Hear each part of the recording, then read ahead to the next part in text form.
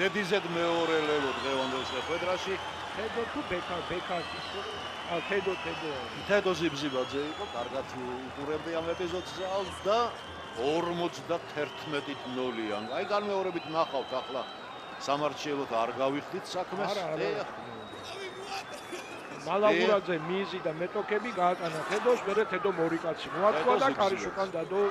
ეს კი ნამდვილად ქუთაისის სკოლის აღზრდილი გახდა. თედო ზიბზიბაძე. რეალიზაციას დაარტყავს ახლა ლაშა მალაგურაძე. დაარტყავს და გაიტანს 53-0. ეხლა უნდა ვიფრთხილოთ, რომ ანგარიში არ აგვერიოს უკვე.